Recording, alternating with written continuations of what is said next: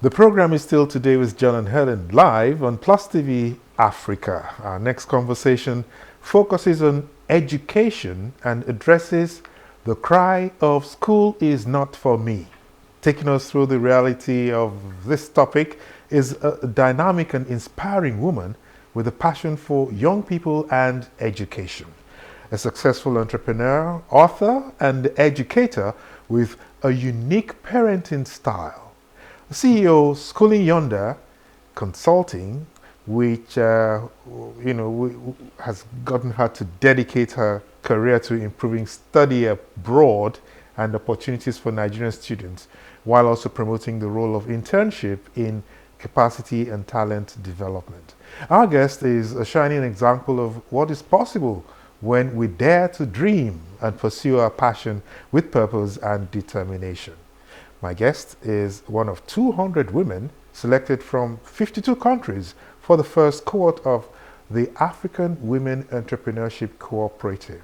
Please join me as I welcome Fumi Modupe, an international educator and student advisor. Let us understand why some people believe that school is not for them.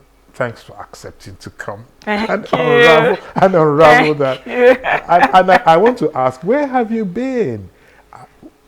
Some 55 odd years ago, I would have wanted to stand up to my parents and say, school is not for me.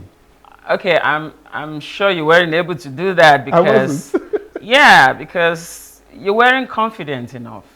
Unlike the kids that we have these days, Yes. Thanks for having me. Yes. So, how do you define this cry for school is not for me? And what are some common reasons behind this sentiment? Okay, so school is not for me became popularized with the younger generation, the Gen Zs majorly. Okay. So they became audible.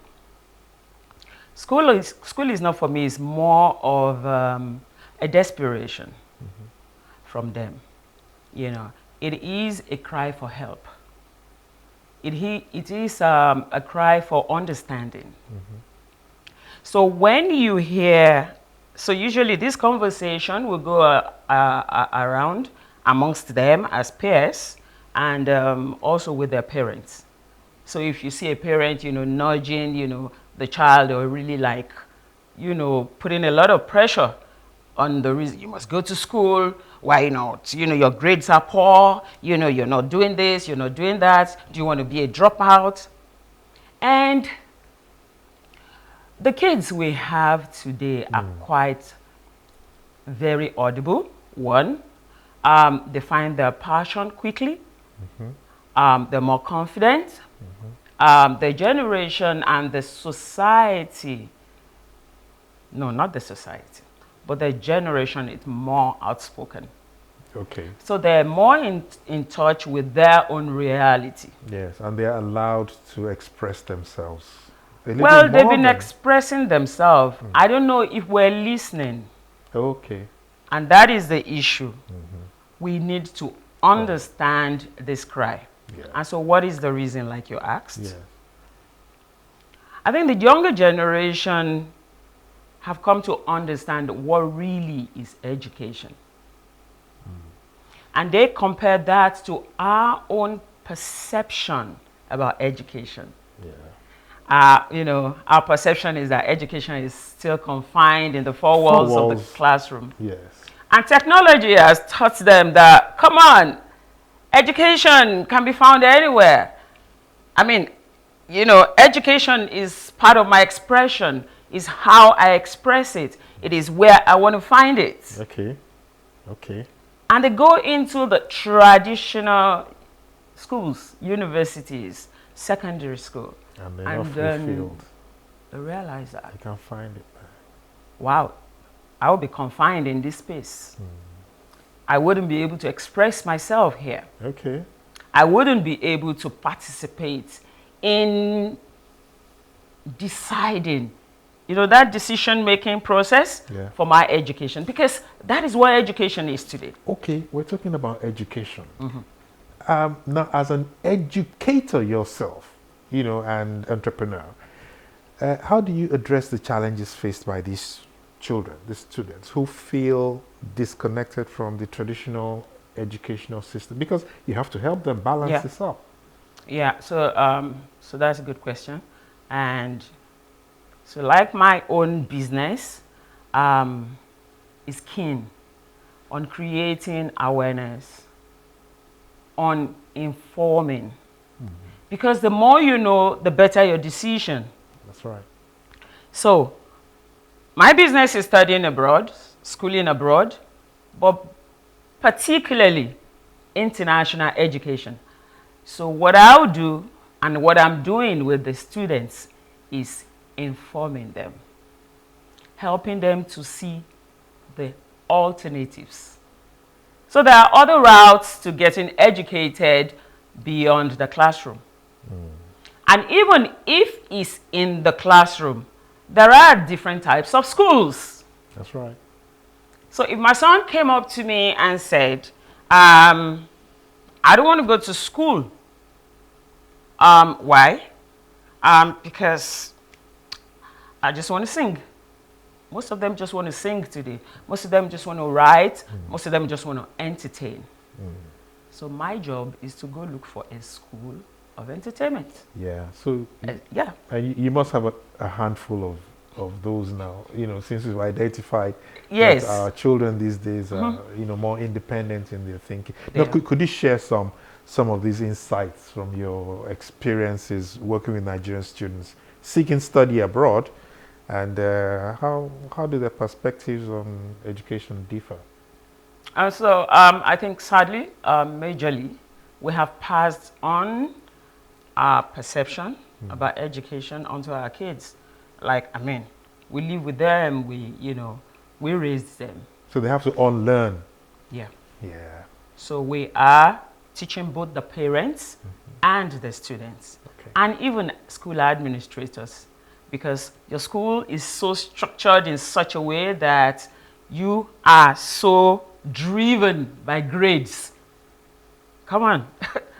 Today's education is not driven by grades, and we need to create that awareness for our kids to know that what you feel in there, what you think up here is realistic.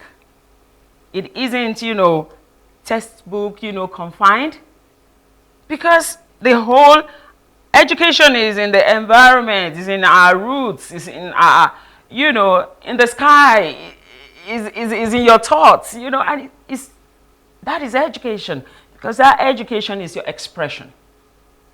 And that is what we preach. And so when the students come to me, we want to break down what are the routes to fulfilling your dream. You're shaking a lot of tables there. Because the traditional educators, that we have locally, a lot of them will still not agree with this model. I like that. But you see, whether you're agreeing or not, It's the reality. you have to look at the reality. That's right. We still have parents today who say, you can't play football. Or fashion designing, all this tailoring thing is, what they call it now, is a hobby. No, excuse me. There's something called fashion designing, merchandising. In the school, you are taught not just tailoring, you're taught design. Yeah. And when you're taught design, actually, you can opt out to being a tailor, to becoming an interior decorator or an architect. But that's still in the school. Okay, now, Yep. just a second.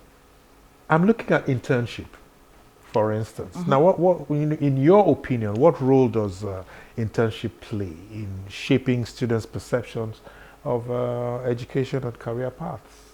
Because internships, I think... Yeah, we have a huge gap in that, even till date. So about 4 years ago, I founded, an internship firm, Global Interns. And I had to go around talking about the importance of internship to secondary schools and even universities. You know, you go for the career fairs and all of that. And we have a lot of our graduates who were coming out without a stint of internship, a stint of work experience. And even though today we have what we call IT, you want to ask in the organizations, how have you, included these students? How have you prepared for them so that they're not making tea when they come and making coffee when they come? And that's really what we find. And so with internship, what internship does for the students is that you're able to test that career, that passion, that prospective, career path. Yeah. When you test it, then you're able to say, can I really do this? Is this really what I want? Will this really make me happy? How much will I earn doing this? That is what internship it does. It offers you the opportunity to take a step back. Exactly. And also see the reality of the industry where you're going into. And what that does is that, the skills also are gotten from internships. And I hope employers do appreciate this. That's not being demonstrated as much as we would love it to. They do appreciate that. Okay. But what they do not want to do is to invest in that. Okay, because I remember that I had a couple of careers. We had the Careers Connect series, which we called on, industry experts to come talk to the students and eventually even, hire them into their different organizations. Interesting. And okay, so we need more of that. Let's even bring it home, closer home. Now, parents. How can parents and educators better support students who express the sentiment that school is not for them? So I talked about understanding. Yes. Because if you understand the cry of that child, then you will listen. The first reaction from parents and school is you're lazy, you want to be a dropout, don't you want to prosper? No. The child needs something, is to listen first. And when you listen, then you will find understanding. And then the next step, if you cannot help the child, get help. Get a counselor, get, a student advisor. These are roles. There is a time in a child's life when a third party is needed, when the need is above what the parents can offer or what the teacher can offer. And we need to, start looking beyond that. Also, there are needs in our children's life. There's a time when some kids need to be pulled out of school and homeschooled. Okay. Homeschooling is reality. I do not know why. So if we're talking about policy, I don't know if I can homeschool my child here for 6 years. And he's able to use that grades because, of course, he can sit for WAEC. He can sit, as a private student. If homeschooling is, recognized in the educational policies. Yeah, but you see, this songbook, we've had this songbook with us forever. Okay. It's so difficult to rewrite the songs now. Okay. Now, how flexible is our educational institution, for instance, to adapt or adopt what you're talking about? So when we're talking about flexibility, I think, there's something called we write and then we erase. Yeah.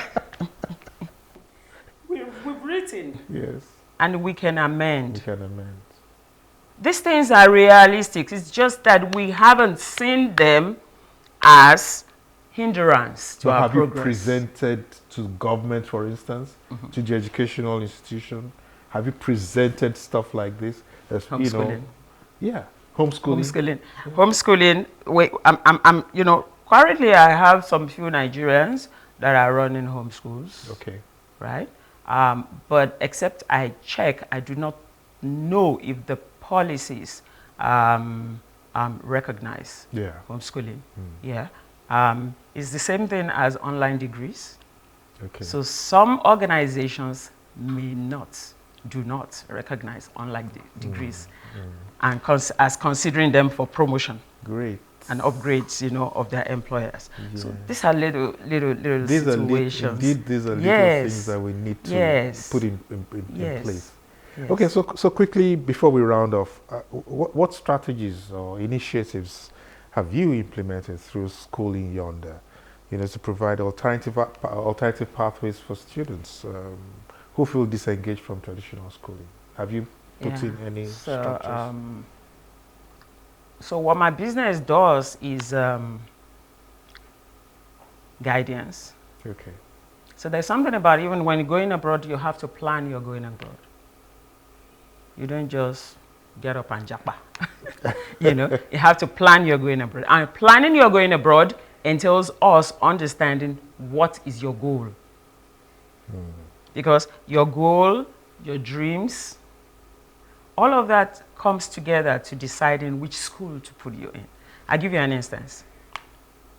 So there are different learners, right? Mm-hmm. We have different abilities for students. Yes. Some are hands-on learners. And if you say a hands-on learner, he learns by, creating. And then you may have his grades actually not in the A's, they may be in the B's or the C's. And when you're looking at the grades, you go like, no, he does not fit into engineering. No, he does not fit in. No. So when you want to place a child, there are schools that are, excited about hands-on learners. Yes. There are schools that are excited about even children with learning difficulties and disabilities. There are kids that, they're just very special learners. And you have to drill down into all of this before you match them to schools. That is the appropriate thing to do, So you go all after, advising the students, you get the parents involved. Yeah. You getting the parents involved is to now, help them to come on the side of the child to say, this child will do well in so and so schools. Okay. Why? Because of these reasons. Yeah. So counseling, so guidance is very critical. Okay. It's very, very important when you're placing, students in schools. I'm also interested in the next step, which is what I think you're talking about your Career Connect series. Okay.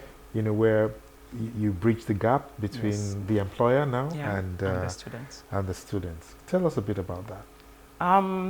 So when we had that, it was quite interesting because the intention was not to just bring the experts to interface, with to engage with the students. It was also to make the students see that the workplace is interesting. Because if you look at an average graduate is stressed, pressured when you're about to graduate. When you're about to leave school, you are actually mentally stressed because you're thinking, I'm confused. What next? Where do I go from here? What is this like out there? So you're bringing, the reality in the industry, in the outside world, closer to them. They're also able to ask questions. They're also able to see assessments, the reality in the organizations, Yeah. Okay, my last question, also it will seem, is let's look at the communities. How can communities and policymakers, now we're talking policy, how can the community and the policymakers work together to create more inclusive and supportive educational environments for students with diverse learning needs and aspirations? I remember some time back my daughter was to be placed in a school, and another girl who was there at the session, the final session, insisted to her mom that she wanted to be an animator. And the mother was like, no way, what's that? So tell us a bit about this, So our schools can actually, we have the capacity to do this.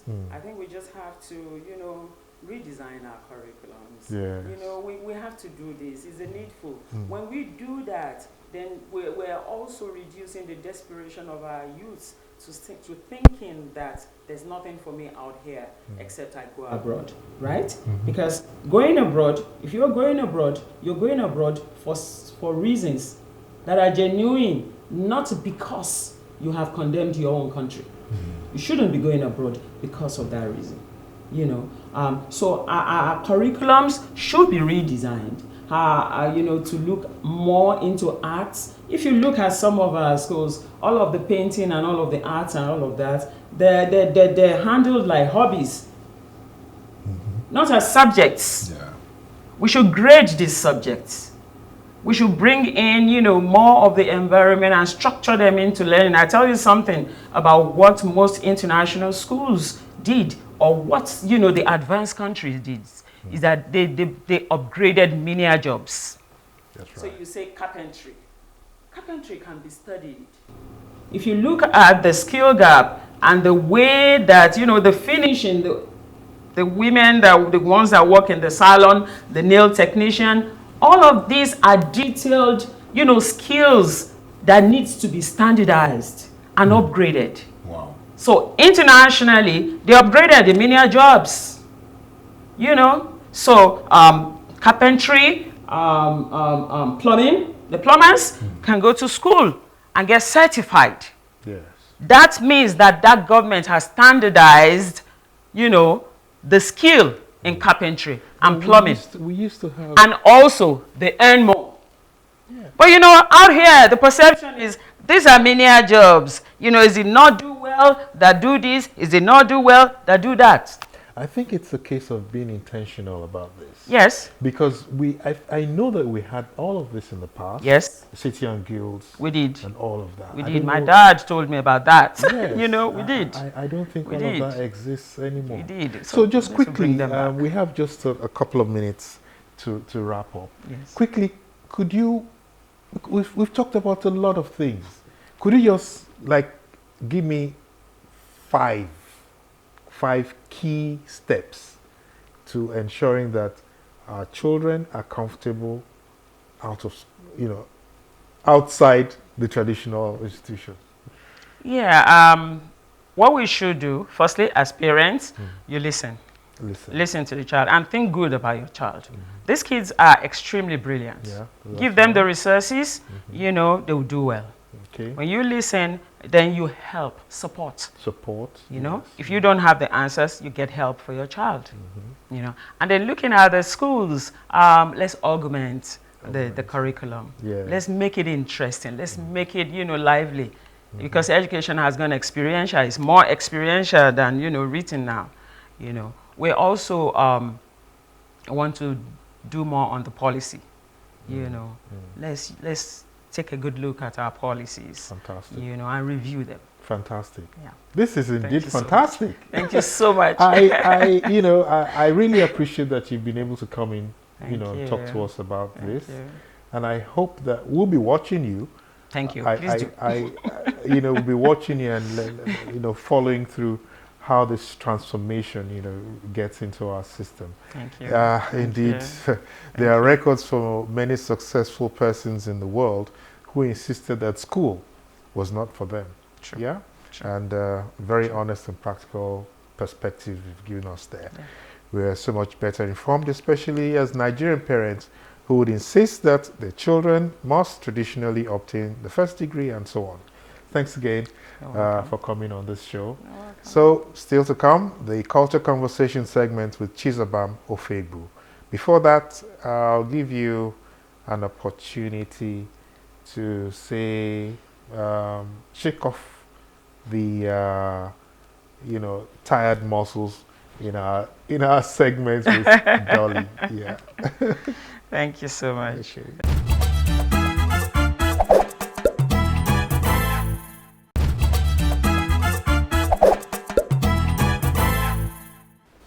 Interesting conversation there with Chizabam Ofegbu and her guest on using the lens to correct global perceptions of Nigeria. Well, it's been a smooth ride on this program. today with John and Helen on Plus TV Africa. We're wrapping up now, and I'll give you my nugget for this week. The nugget is this: language shapes our culture, and culture shapes our language. I'm sure you'll be wondering what this is all about. Across borders and as we move from place to place, words change forms and meanings in the strangest of ways. The word quit in America would naturally or culturally switch its meaning from stop it to get lost by the time it gets to Nigeria. So what you say in Nigeria could have a different meaning in, say, America or England. Even in a room full of people, words mean different things to different people. And this is related to people's experiences, ages, and cultures. When you address your audience, you need to know a bit about their cultural diversity so you can communicate with them effectively. Imagine today's Nigerian telling an American listener, "I didn't come in yesterday because I was strong." Do you have any examples to share? I was strong is something we all say here, or I am strong, to mean that you are ill or you're not feeling too well. So our cultures will shape our language, and our language will also shape our culture. That is my nugget for today. And that wraps up the show today with John and Helen. We'll see you again next week. Have a great week ahead.